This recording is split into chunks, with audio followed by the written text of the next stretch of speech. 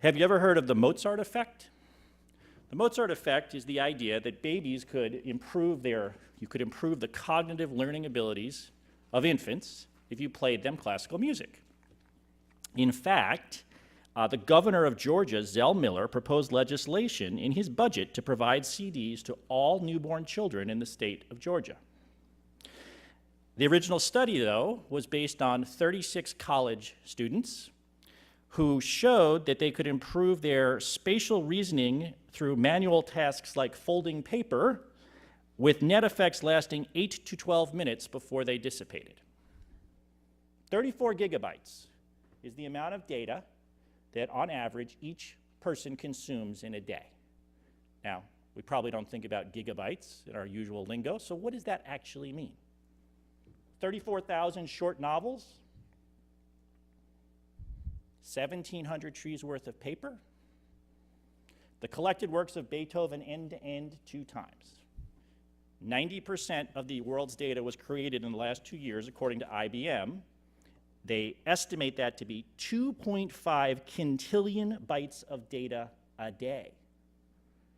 Data coming from everywhere, sensors to gather climate information, posts to social media sites, digital pictures and videos, purchase transaction records, cell phone GPS signals. The amount of information we are bombarded with is incredible. So by the way they looked at the data, the picture changes, because now there's a very clear relationship between temperature and failure. Simply the way they cut the data, what we call the way they sampled the data, dramatically changed the results.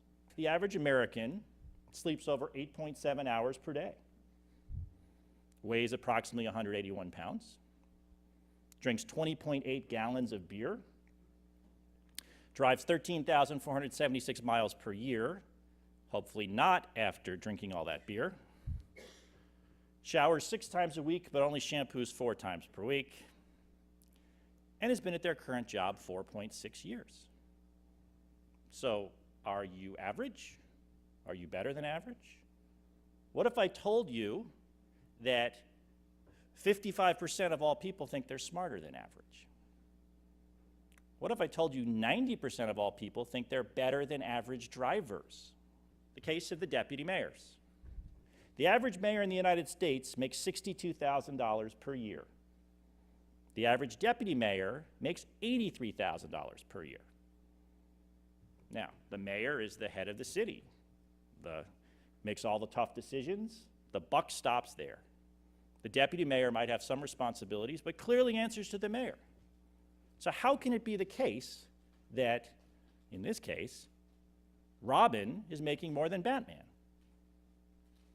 Well, it has to do with the way we calculate the average, where you only take the data that supports your position and you throw everything else out. And so we get to Gerber.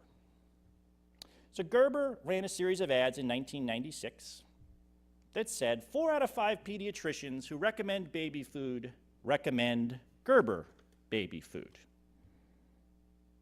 Okay, you're a new parent, you've got a baby, you're sleep deprived, you hear the ad, you want the baby to stop crying, you think, if 4 out of 5 pediatricians recommend baby food, that must mean only 1 pediatrician didn't recommend the baby food.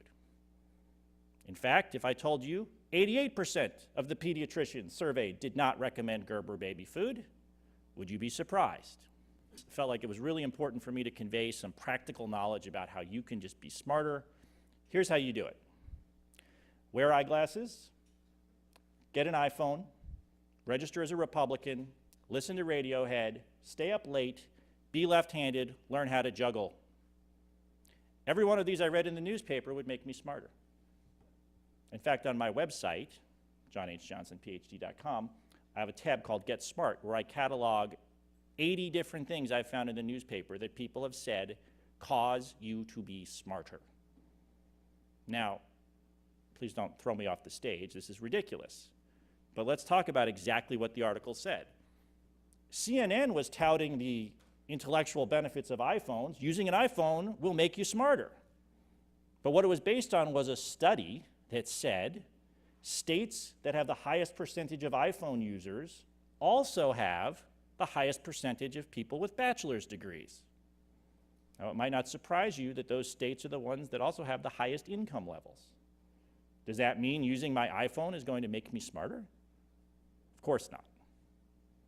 The eyeglasses study, wearing glasses will make you smarter. Turns out what the study actually said was people who were in school for more years were more likely to be nearsighted, which could well be caused by the fact that you were studying for all those more years. But that doesn't mean just simply wearing eyeglasses would make us smarter. Now you might say, well, this is ridiculous. Does anybody actually believe this stuff? Every day you can find articles like this in the newspaper. What we talk about is the difference between correlations and causation.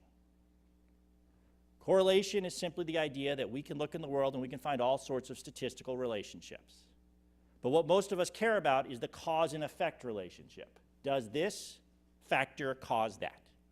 So what happens, scientists spend a lot of time developing studies trying to isolate relationships, but they get translated in ways that are often nonsensical, often to the point of ridiculous. So for example, living near a Starbucks will increase your home's value. As I said, I wrote most of my book in a Starbucks and I live near one, so I was thrilled. Must increase my home value. But what if it's the case that Starbucks strategically places their stores in the wealthiest neighborhoods? If you're going to charge $5 for a latte, you probably want to put it in a place where you think it'll be the biggest success. Or how about the commuting story we started with? If your commute lasts more than 45 minutes, you'll probably get divorced. What if it's the case that people who live further from work have less income? Or what if it's the case that people that are in a bad marriage take the long way home?